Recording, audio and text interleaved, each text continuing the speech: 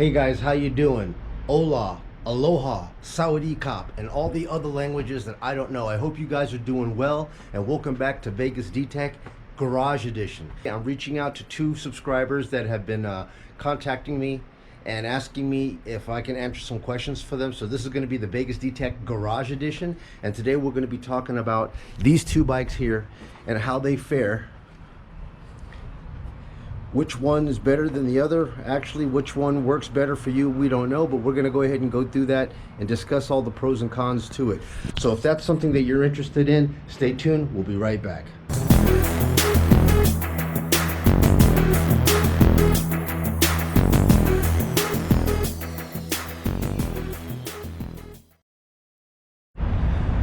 All right, guys, so here I am today. It just rained a little bit. Can you believe it? We got a little bit of rain out here in Las Vegas. We don't get very much of that. It lasted all of about 16 minutes, but I was able to get out here today, and I wanted to make this quick little review on these two bikes over here. I've had a couple of subscribers ask me if I could go over some of these bikes here and show them the differences between the two and which one they would recommend. And I would have to say these two bikes here are completely different in their own right. You've got the Burgman 400, which I consider to be a cruiser bike, and then I have the Grom over here, which I consider to be a fun, playful bike. Now, which one is for you? It all depends. There's differences between the two. This bike right here is 400 cc's. 400 cc's is going to be able to get you onto the freeway. It's going to be able to get you in and out of traffic. You can keep up with traffic, and also it has the storage that if you need to go to a store and pick up something, you could take that with you. Now this bike over here, on the other hand, it's going to be purely for fun, and I can say it is fun. The Grom, it's a manual transmission, so you're going to be shifting your own gears, as opposed to this guy here who has an automatic clutch. It's just basically gas and two brakes, and that's it. With this one here, you're going to have gas, clutch, brake, and then brake down here. So it's a little bit of a different learning curve. Both of these bikes in the state of Nevada, you're going to have a motorcycle permit. Anything over 50 cc's requires you to have a motorcycle permit on it. Now, I wasn't sure on this bike right here how long I was going to keep it, if I was going to keep it, however, but I can tell you the more that I ride this bike, the more that I enjoy riding it, simply because, well, I mean, I don't have to go very far around my neighborhood to get where I gotta go. So I mean, if you're only having to go a couple of miles one way here and there, this bike is going to be very fun for you. Whereas when I have to think about it and I talk about, okay, how far do I have to go and what kind of traffic am I going to have to incorporate when I get there, generally, if it's going to be a considerable distance with a lot of cars, I feel more comfortable on the Burgman. Okay, so in the evenings when there's not a lot of cars around and I just want to just cruise around the neighborhood, I think this bike here is a whole lot of fun. But there are pros and cons with either one. This bike right here is very heavy. Okay, so you're talking about a 400 plus pound scooter. Okay, it's not just your little basic 50 cc scooter, it's a heavy scooter. The only difference between this and a sport bike is that the weight is down low. On sport bikes, you're going to find the weight up high. And how can I explain that to you? Okay, just look at it this way. Let's say this is the Hammer, right? This Hammer right here, this is a sports bike. The weight of this Hammer is up top. And when you lean, you could feel the bike wanting to fall down on you. And it gets scary. Because if you're a skinny person, say you're under 200 pounds, and you're trying to operate a sport bike, and you have to lean, that bike is gonna want to come crashing onto the ground on you, and it makes it, you know, kind of, you get anxiety when you ride around on those bikes, because as long as you're going straight on a sport bike, you're fun. Try coming down to slow speed in a parking lot and making U-turns, you're gonna hate that bike. Okay, now on this scooter right here, the difference between the 400 from the sport bike is turn it upside down. You see that? That's how this bike right here feels. The weight of the 400 is down low, so it's easy to flick around. It's not difficult, and you don't feel like the bike is going to fall over on you. You can control it a lot better. Sport bike, the weight is up here, and it's a lot more work. If it falls down, you're going to have a hard time picking it up. If this bike falls down, all you gotta do is just flip it. It wants to almost upright by itself. All right, so the weight is the one thing that is kind of a bummer on this bike. And also look at the size of it. You know, it takes up a lot of room. I mean, to me, this thing is bigger than a sport bike, right? So it's going to take up a lot of room. 400 plus pounds.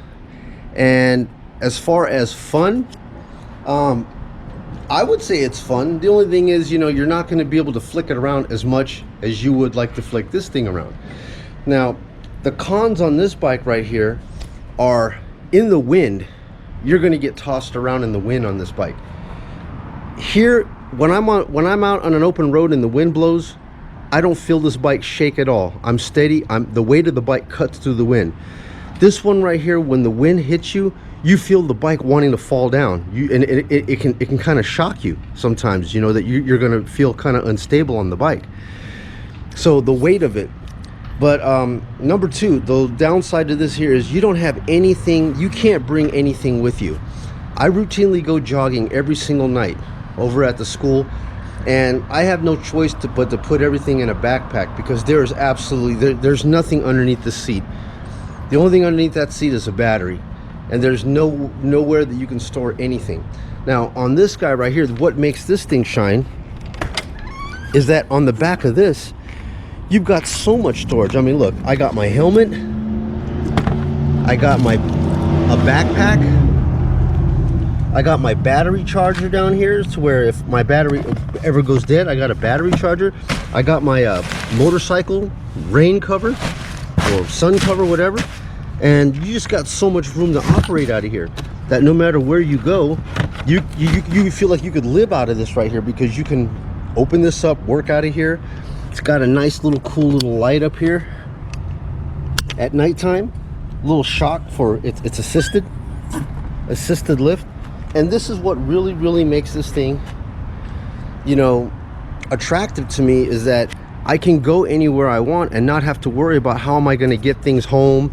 I mean, with this bike right here, I mean, you're going to need to carry with you wherever you go your keys, your wallet, you know, your cell phone, and that all has to be in your pocket unless you carry a backpack. Here, I don't have to worry about that. You know, if I want to put my wallet, my keys, I got storage all inside here, you know, as well as down here. You got plenty of storage down inside here that I don't even hardly use. So, you know, a cigarette lighter charger here to charge your cell phone. Batteries down here, I can jump it, trickle charge it, maintain it, you know, and like I said, ample storage for other things that I need to use. So, you know, in overall, in a realistic situation, I do love this bike here a whole lot more. I feel that on a daily usage basis, this is what I would be using for serious commute. You need serious power.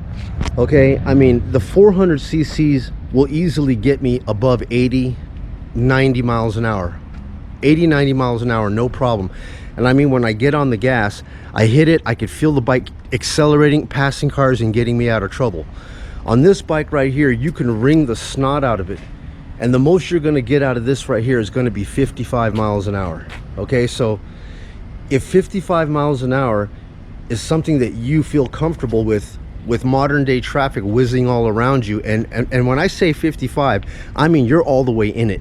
You have nothing more to give. You're all the way in it. So I mean, if that's something that you're cool with, a lot of times I don't feel comfortable like that. When I look in the mirror and I see cars bearing down on me, and 55, I'm like, come on, man. You know, the speed limit is 35, 45. Why are these guys bearing down on me? But you know how it is in the city. People always drive 10 over, 10, 15 over. And you're going to be all the way in it on this bike with nothing more to give, which can lead to be an anxiety type of a ride. This one over here, however, like I said, being that this thing can go 90 and you can jump on the freeway, jump off the freeway really quick, you know, your off ramps are quick, this is going to be a much more viable selection and choice.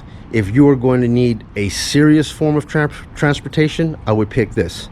If you want something for fun that you could play around and be fooligan with, than this right here. And I already know age group wise, if you are under the age of say 25 years old, you're definitely going to go with this, because you don't really care about all those other things. You just want to pop wheelies and do fooligan stuff, riding on sidewalks and just making a lot of noise with this muffler, which makes a whole lot of damn noise.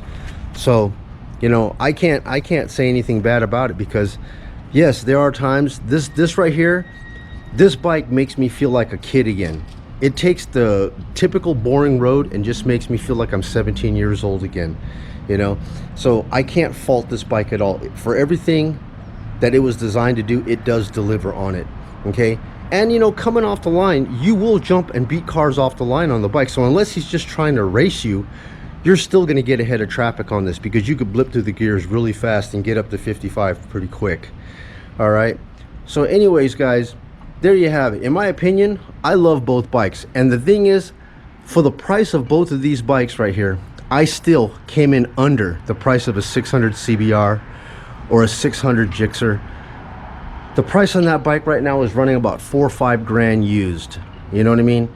And I was able to get both of these bikes here for 4,000. So the best of both worlds, man. If I really need to go a long distance and I need to bring home and carry things, then I'm definitely going to jump on the Burgman 400. If I'm just in the evening just wanting to cruise down to my parents' house to go see my mom or dad, and I'm not carrying nothing but just my wallet, then you know what, this might be the viable option for you. But either way guys, I love both of these bikes. I really don't want to get rid of either one, and I think I'll be hanging on to them for a whiles to come. So anyways guys, I'm in my garage and I am sweating like a pig. It is hot. I'm trying to stay here with my fan, get a little bit of some cooling action going on. But anyways guys, that's all I have for you. If any of this information was helpful and useful to you, please feel free to give me a thumbs up, like and subscribe down below. And if you guys need any other questions answered, I answer all of my emails, guys. I'm not that big that I can't answer emails. I answer all of my emails. Any of your comments or concerns, just leave them down below and I'll answer them as soon as I can. And anyways guys, thank you so much again for watching the channel. I'll see you guys in the next video. You guys take it easy.